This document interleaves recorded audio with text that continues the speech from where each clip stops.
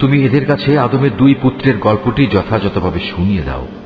গল্পটি ছিল, যখন তারা দুজনই আল্লাহর নামে কোরবানি পেশ করল, তখন তাদের মধ্যে একজনের কাছ থেকে কোরবানি কবুল করা হলো, আরেকজনের কাছ থেকে তা কবুল করা হলো না।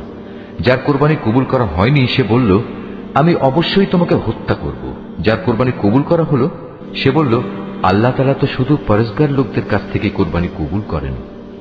হিংসার বশবর্তী হয়ে তুমি যদি আজ আমাকে হত্যা করার জন্য আমার দিকে তোমার হাত বাড়াও, তাহলে আমি কিন্তু তোমাকে হত্যা করার জন্য তোমার প্রতি আমার হাত বাড়িয়ে দেব না। কেননা আমি সৃষ্টিকুলের মালিককে ভয় করি। আমি বরং চাইব তুমি আমার গুনাহ ও তোমার গুনাহের বোঝা একাই তোমার মাথার উপর উঠিয়ে নাও এবং এভাবেই তুমি জাহান্নামের অধিবাসী হয়ে পড়ো। মূলত এ হচ্ছে জালেমদের যথার্থ কর্মফল। শেষ পর্যন্ত তার কুপ্রবৃত্তি তাকে নিজ ভাইয়ের হত্যার কাজে উস্কানি দিল। অতঃপর সে তাকে খুন করেই ফেলল এবং এ কাজের ফলে সে ক্ষতিগ্রস্তদের অন্তর্ভুক্ত হয়ে গেল।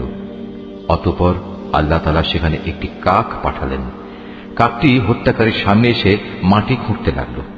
উদ্দেশ্য তাকে দেখানো কিভাবে সে তার ভাইয়ের লাশ লুকিয়ে রাখবে। এটা দেখে সে নিজে নিজে বলতে লাগল, হায়, আমি তো এই কাকটির চাইতেও অক্ষম হয়ে পড়েছি। আমি তো আমার ভাইয়ের লাশটাও গোপন করতে পারলাম না।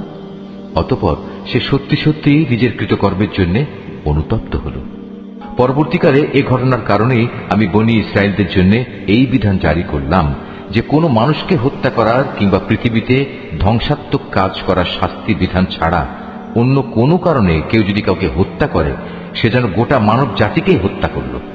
আবার এমনিভাবে যদি কেউ একজনের প্রাণ রক্ষা করে, তবে সে যেন গোটা মানব জাতিকেই বাঁচিয়ে দিল।